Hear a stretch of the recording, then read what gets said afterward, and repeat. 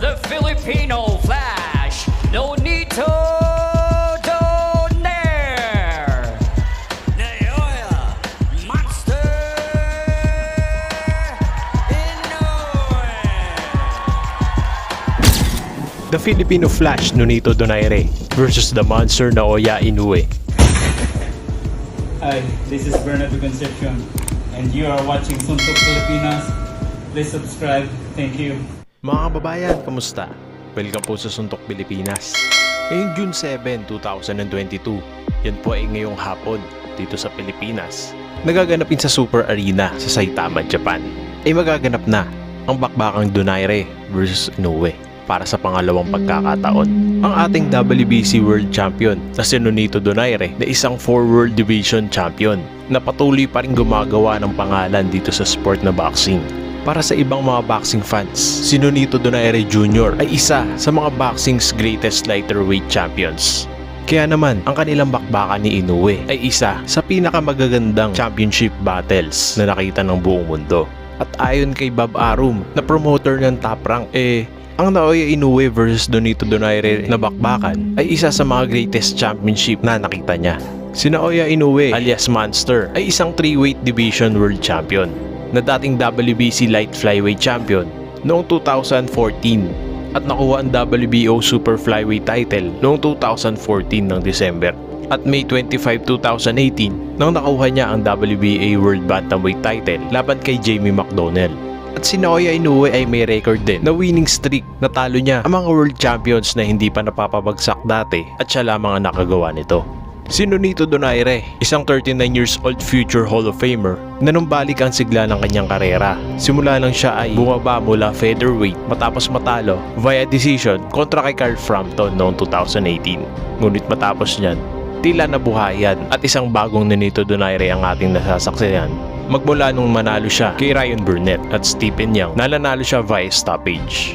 Matapos niyan, doon na humarap si Nonito Donaire kontra kay Naoya Inoue. At doon nabigo si Nonito Donaire na makuha ang WBSS o World Boxing Super Series Trophy. Patapos mabigo, noong May 2021, isang upset na naman ang naitala sa boxing matapos niya manalo via 4th round stoppage kontra kay Nordino Bali para makuha ang WBC World Bantamweight Championship. Matapos niyan, dinepensahan niya ang kanyang titulo kontra sa ating kababayan na si Raymart Caballo. Yan ay ginanap noong December at nagwagi siya via 4th round na naman sa pamamagitan ng knockout.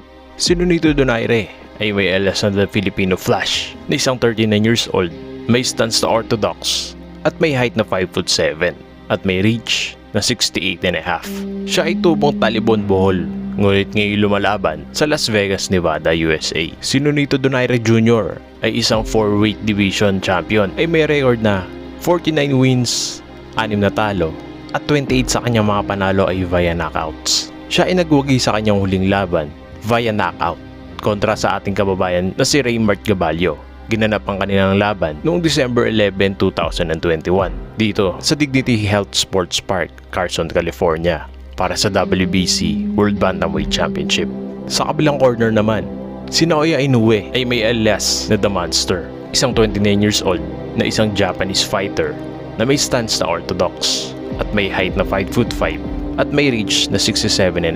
Siya ay taga Yokohama, Japan at isang 3-division world champion na may record na 22 wins, walang katalo-talo at 19 sa kanyang mga panalo ay via knockouts. Siya ay wagi kontra sa isang Thailander na si Arad Dipaen. Nagwagi siya via TKO na ginanap noong December 14, 2021. Kaya Pilipinas, magsama-sama tayong suportahan ang ating future Hall of Famer na 4-division world champion na walang iba kung hindi si Nonito Donaire Jr.